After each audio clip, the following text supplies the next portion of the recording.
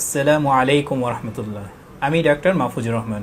আজকে আমি আপনাদের সামনে ডাক্তার সপ্তর্ষি ব্যানার্জির পিজি হোম কোর্সের আলোকে এসো হোমিওপ্যাথি শিখি নামের একটি কোর্সের আয়োজন করা হয়েছে। এই কোর্সের গুরুত্বপূর্ণ কিছু বিষয় আপনাদের সামনে তুলে ধরব ইনশাআল্লাহ। ধরুন আপনার কাছে একজন রোগিনী অতিরিক্ত ঋতুস্রাবের সমস্যা নিয়ে আসলো। আপনি তার লক্ষণগুলো নিয়ে দেখলেন যে তার লক্ষণগুলো পালসিটিলাকে নির্দেশ করছে, অর্থাৎ অতিরিক্ত ঋতুস্রাবের সাথে তার সমস্যা গরম ঘরে বৃদ্ধি পাচ্ছে এবং ঠান্ডায় খোলা বাতাসে ফ্রেশ বাতাসে উপশম হচ্ছে। রোগিনী শান্ত স্বভাবের এবং অল্পতেই কান্না করার স্বভাব ইত্যাদি। এখন কি আপনি তাকে পালসিটিলা দিবেন? না, তাকে পালসিটিলা দেয়া যাবে না। তাকে পালসিটিলা না দিয়ে তাকে সেবাইনা দিতে হবে। এটা কি আমার কথা? না।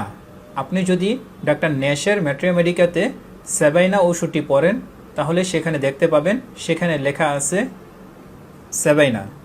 দেয়ার is sometimes present the general characteristic of Pulsatilla, aggravation from warm air and in a warm room, and ameliorate in open cold fresh air, and in case of too profuse menstruation.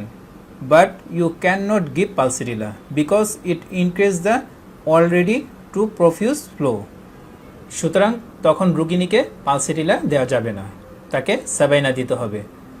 যদি আমরা এটা না জেনে রোগিনীকে pulsatilla দিয়ে দিই তাহলে রোগিনীর ঋতুস্রাব আরও বৃদ্ধি পাবে, ফলে রোগিনী কষ্ট পাবে এবং রোগিনী আমাদের হাতছাড়া হয়ে যাবে।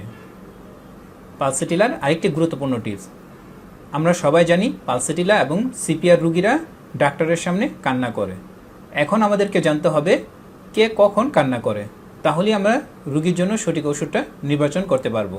আমাদেরকে মনে রাখতে হবে পালসিটিলার রোগীরা যখন তাদের কষ্টের কথা ডাক্তারের কাছে বলে তখন তারা কান্না করে, আর সিপিআর রোগীদেরকে যখন তাদের কষ্টের কথা জিজ্ঞাসা করা হয় তখন তারা কান্না করে।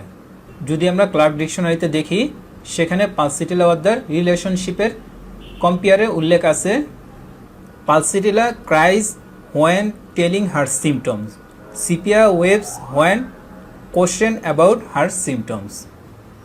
পালসিটিলার রোগীরা যখন তাদের কষ্টের কথা বলে তখন কান্না করে, আর সিপিআর রোগীদেরকে যখন তাদের কষ্টের কথা জিজ্ঞাসা করা হয় তখন কান্না করে।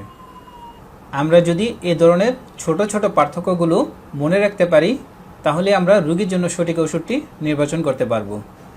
এসো হোমিওপ্যাথি শিখি এই কোর্সে এ ধরনের অসংখ্য ছোট ছোট পার্থক্য খুব সহজভাবে আলোচনা করা হবে ইনশাআল্লাহ।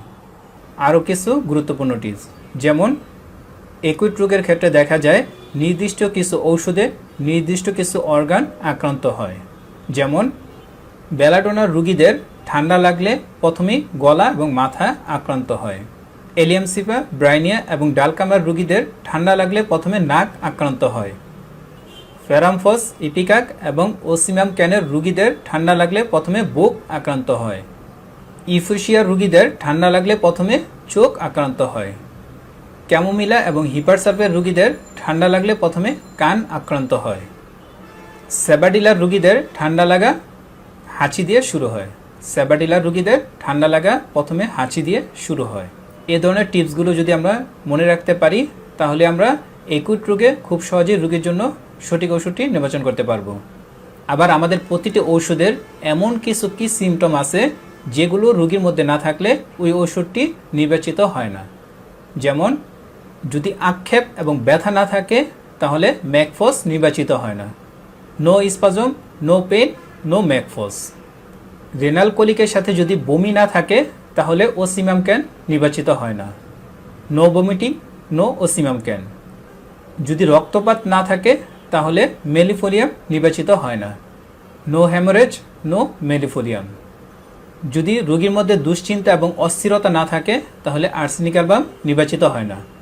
No anxiety, no restlessness, no arsenic.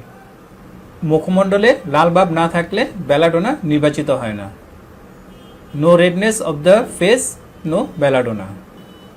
এ ধরনের অসংখ্য গুরুত্বপূর্ণ বিষয়গুলো নিয়ে এই কোর্সে আলোচনা করা হবে। যারা এই কোর্সটি করবেন আমি আশা করি তারা একুইট রোগ থেকে ক্যান্সার পর্যন্ত যে কোনো রোগে আত্মবিশ্বাসের সাথে চিকিৎসা দিতে পারবেন ইনশাআল্লাহ। যারা এই কোর্সটি করতে চান তারা স্ক্রিনে দেওয়া নাম্বারে যোগাযোগ করুন।